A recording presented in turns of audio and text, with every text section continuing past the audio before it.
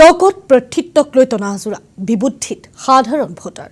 10 বছৰে অগপৰ দখলত থকা টিয়কত এইবাৰ বিজেপিৰ দাবী বিজেপি বিধায়ক থকা সমষ্টিত তুলনাত উন্নয়ন নহল টিয়কত সাধাৰণ ভোটাৰ ওলাই সেই সজোৰে দাবী এইবাৰ বিজেপিক দিয়ক আমি এইবাৰ পদুমৰ চিহ্নতহে ভোট দিম জনাইছো টিয়কত প্ৰাৰ্থিত্বক লৈ টনাজোৰা বিবুদ্ধিত পৰিছে সাধাৰণ জনতা অগপৰ দুৰ্গ আছিল টিয়ক সমষ্টিটোত কিন্তু এতিয়া জনতাক নালাগে অগপৰ প্ৰাৰ্থী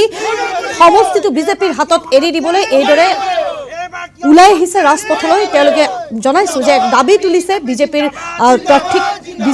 প্ৰাৰ্থিত্ব প্ৰদান কৰিবলৈ তেওঁলোকে দাবী তুলিছে সজোৰে দাবী তুলিছে যে এইবাৰ সমষ্টিটো বিজেপিক দিয়ক কিয়নো এইবাৰ আমি পদুমৰ চিহ্নতহে ভোট দিম আমি এম্বিয়েন্সৰ সহায়ত দেখুৱাব বিচাৰিছো তেওঁলোকৰ দাবী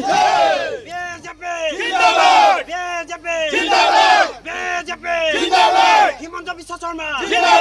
দিলীপ শইকীয়া এবাৰ কিয় সমষ্টিত ইয়াত সমষ্টি উন্নয়নৰ কাৰণে ইয়াত আমি ভাৰতীয় জনতা পাৰ্টি মিত্ৰজোঁট চৰকাৰ হোৱাৰ পাছত বিধায়িকা আমি পাইছিলোঁ কিন্তু সেইটো তেখেতে অসুস্থতাৰ খাতিৰত আমি যিটো ধৰণে উন্নয়ন হ'ব লাগিছিল সেইটো ধৰণে আমাৰ টিয়ক সমষ্টিত উন্নয়ন হোৱা নাই সেইকাৰণে এইবাৰ আমি ভাৰতীয় জনতা পাৰ্টি হিচাপে আমাৰ এই টিয়ক সমষ্টিত যোগ্য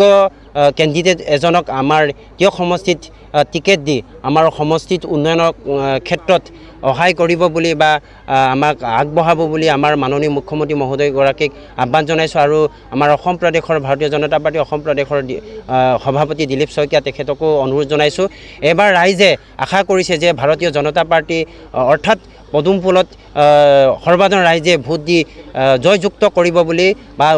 জয় নিশ্চিত হ'ব বুলি ৰাইজে প্ৰকাশ কৰিছে সেই সূত্ৰে মই সৰ্বসাধাৰণ বা যুৱ প্ৰজন্ম হিচাপে ৰাইজৰ হৈ মই মত প্ৰকাশ কৰিছোঁ আমি 10টা বছৰে আমি আমাৰ মিত্ৰজোঁট অসম গণ পৰিষদ দলক আমি